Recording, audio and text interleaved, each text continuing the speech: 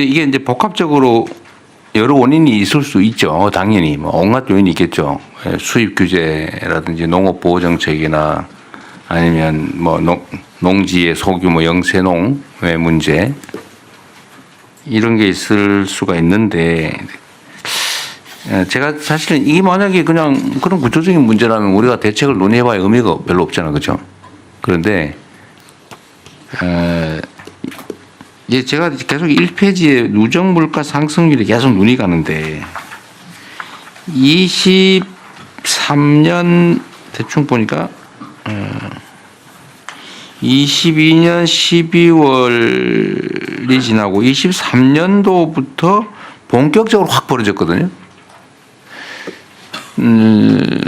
이게 지금 다른 부처 보고할 때도 한번 감안을 해보셔야 되는데 제가 어느 날 보니까 제가 전에 한번 그런 얘기했는데 사과값이 올랐잖아요.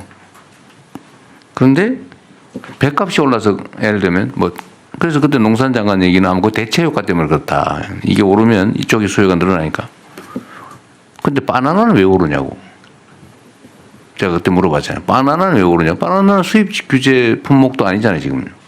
그리고 우리나라에 생산하는 것도 아니잖아요. 우리나라에 뭐 대체 수요가 확 늘어난다고 공급 물량이 부족하지 않잖아요. 공급량을 얼마든지 늘릴 수 있는 게 바나나인데 바나나 값은 왜 오르냐 도대체.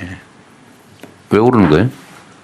이제 글로벌 시장에서 우리나라가 과일 수입하려는 걸 다 알고 있고요. 예, 그러면은 이제 수입할 때도 예, 가격을 그러면 있습니다. 필리핀에서 바나나 수출할 때 일본에는 500원에 팔고 한국엔 700원 팔고 그런다는 거예요? 그럴 수도 있습니다. 에이, 그런 거는 네. 말이 안 되지. 근데 대통령님 이 저기 23년 12월부터 요 시점은 좀 고려해야 될 게 뭐냐면요. 그러니까 그 저희가 수입 유통 구조도 들여다보고는 있는데요. 환율 문제도 좀 생각을 해야 합니다. 우리가 사실 그 지금 발표는 개방도가 되게 낮다고 하지만 우리처럼 수입 많이 하는 나라 없거든요, 실은. 그런데 그 수입을 할 때 요 영향을 받는 게 환율입니다. 그래서 이때부터 환율 굉장히 높았었거든요. 그러니까 우리가 이때 사과가 그렇다고 이렇게 벌어져요? 예, 그 이때 굉장히 환율이 그러니까 밀 같은 경우. 근데 제가 추측하는 이유는 이거는 정확하게 과학적으로 분석되는 건 아닌데 정부 통제 역량의 상실이에요. 정부가 작동하지 않은 측면이 강한 것 같아요. 네, 네. 예를 들면 물가라고 하는 게 사실은 담합 가능성도 높잖아요. 예. 그런데 우리나라의 유통망을 대부분 독과점 하고 있지 않아요? 특정 몇 개, 가공식품 회사도 그렇고, 유통 회사도 그렇고, 네. 몇 군데서 독점을 하고 있어서, 독과점을 하고 있어서, 예. 정부가 강력하게 작동을 하면 예. 정부 눈치를 보잖아요. 예. 시장과 정부는 서로 기란 관계 있잖아요. 네. 근데 정부가 관심을 안 가져버린다든지, 네.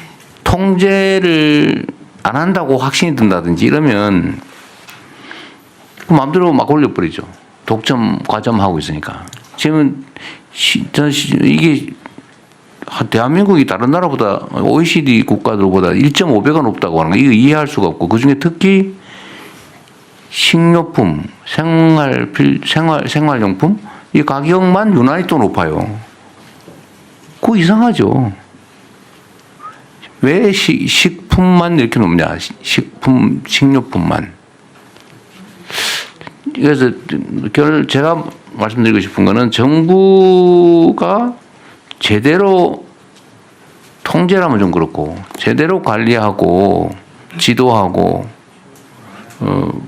좀 개입하면 상당 정도는 완화할 수 있지 않을까 하는 생각 때문에 그러는 거예요. 예, 대통령님 말씀 그 무슨 뜻인지 알고요. 그러니까 예를 들면 지금 같은 경우에도 우리가 할당 관세를 주거나 이렇게 하면서 그 수입을 해올 때 예를 들면 이게 소비자 가격 인하로 연결되는지를 끝까지 사실 추적을 해야 하는데 그 부분이 좀 소홀한 측면이 있습니다. 그래서 저희가 그 부분을 조금 그 소비자 가격 인하로까지 할당 관세 등이 연결될 수 있도록 그 부분을 좀 챙기는. 그러니까 내가 아까 바나나 얘기를 한 이유가 사실 그건데 그럴 수 있죠. 예를 들면 한국은 사과값이 올라서 배값도 올라서 토마토도 올라서 바나나도 오르겠네. 예. 그러면 필리핀에서 예를 들면 한국 수입상한테는 700원, 200원 더 받아야지.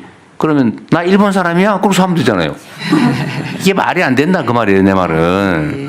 양쪽에 그건 결국은 그 수입하는 업자가 너 왜 일본 수입업체한테 500원을 팔면서 우리한테 700원 받아? 라고 말할 수 있는데 왜 안 하냐고요. 그 말이 되냐고 그게. 이게 결국은 약간의 담합 요소가 있지 않냐 싶은 거예요, 제가 보기에는. 이게 최근에 식품 가격이 다 한꺼번에 많이 올랐잖아요. 네. 그래서 뭐 그때 단속 해본다고 그러고 막 했는데 잠깐 할인 행사를 하더라고 보니까. 예. 그게 뭔 의미가 있어요? 이제 마저 좀 보고는 들어보는데 저는 관점 자체가 만약에 그냥 분석해가지고 뭐 운명이지 어쩔 수 없지 라고 할 게 아니고 정부가 할 수 있는 게 뭐냐 라는 측면에서 보면 일단 정부의 통제 개입 조절 기능이 약화돼서 그런 거 아니냐 그런 생각이 들어서. 예, 대통령 이어서 네. 다음에 공정위가 가공식품 그 시장 구조 분석 그래요? 말씀하신 네, 포인트가 바로 분석이 돼 있습니다. 예. 법제처장입니다. 그 관련해서 뭔가 한 가지만 말씀드리겠습니다. 지금 우리나라 그 물가, 식료품 물가 상승률의 주된 원인이 지금 과일로 알고 있습니다. 특히 과일이 외국에 비해서 굉장히 비싸고 그 중에서도 쉽게 물을 수 있는 딸기, 토마토, 연시, 감 이런 것들이 굉장히 시장이 왜곡되어 있습니다. 예를 들면 딸기 같은 경우에 옛날에는 봄 과일이었습니다. 봄, 여름 과일이었는데 지금 겨울 과일로 바뀌었습니다. 그 이유가 여름에는 이게 쉽게 무르기 때문에 유통 과정에서 취급하기 어렵고 그러다 보니까 점점 겨울로 가서 이게 연료비가 반영이 돼서 굉장히 높은데 봄에 딸기가 유통될 수 있는 시장, 그러니까 전국적인 규모의 시장이 아니고 조금 생산지하고 소비지가 가까운 거리에 있는 그런 시장들이 많이 열려야지 이게 봄에도 딸기를 그리고 싸게 먹을 수 있는 바탕이 됩니다. 연시나 토마토 이런 것들도 마찬가지입니다. 법제처장님이 법 연구한 게 아니라 딸기 연구를. 개인적으로 제가 가락시장 밑에서 40년을 살았기 때문에 맞아요. 그 집이 그 근처에 있죠.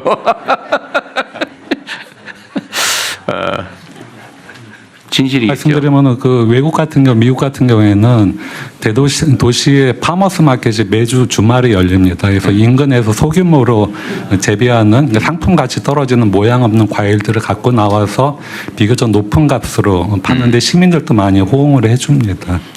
네, 다음 얘기 한번 해보시죠 그러면.